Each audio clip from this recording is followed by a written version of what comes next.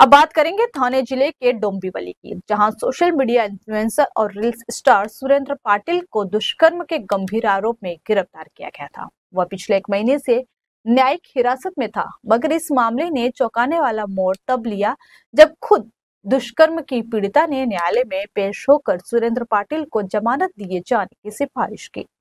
शिकायतकर्ता ने स्पष्ट रूप से कहा कि उसे सुरेंद्र पाटिल को जमानत मिलने पर कोई आपत्ति नहीं है। इसके बाद न्यायमूर्ति गरुड़ ने सुरेंद्र पाटिल को 25,000 रुपए की जमानत राशि पर रिहा करने का आदेश दिया।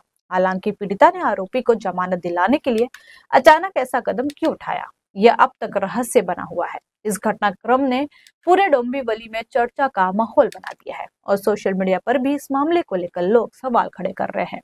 वहीं इस मामले में सुरेंद्र पाटिल के वकील विनोद गरुड़ और सुरेंद्र पाटिल के भाई पद्माकर पाटिल की प्रतिक्रियाएं भी सामने आई है। माझा भाऊ सुरेंद्र पाटील त्याची ती फिर्यादी होती, ती जज समोर येऊन तिने साक्षी दिली का सुरेंद्र पाटीलला बेल देण्यात माझी काही हरकत नाहीये।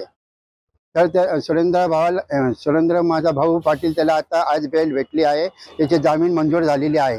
आज रोजी सुरेंद्र पांडुरंग पाटील यांच्या बेलच्या संदर्भामध्ये माननीय कल्याण न्यायालय डिस्ट्रिक्ट कोर्ट या ठिकाणी सुनावणी झाली।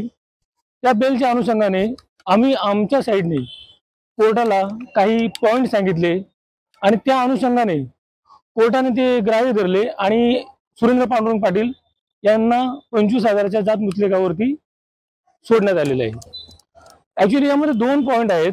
एक पॉइंट असा आहे की फिर्यादी जी आहे ती फिर्यादी माननीय न्यायालयासमोर आली आणि तिने सांगितलं की मला सुरेंद्र पाटील यांना जर बेल मिळाला तर माझी कोणत्याही प्रकारची ऑब्जेक्शन नाही, असं तिने माननीय कोर्टाला सांगितलं। आणि त्याबरोबर या घटना जी आहे ही घटना 17/8/2023 ते 30/3/2024 या दरम्यान मध्ये घडलेली आहे। म्हणजे एफआयआर करण्यासाठी हा डिले झालेला आहे आणि हा डिले खूप लॉंग डिले आहे।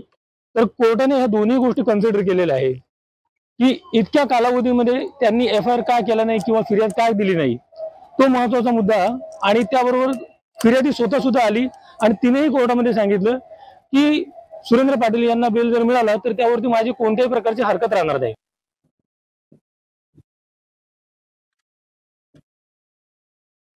फिलहाल के लिए इतना ही। इसी तरह के ताजा तरीन खबरों के लिए जुड़े रहिए N24 न्यूज से। तब तक के लिए मुझे दीजिए इजाजत। नमस्कार।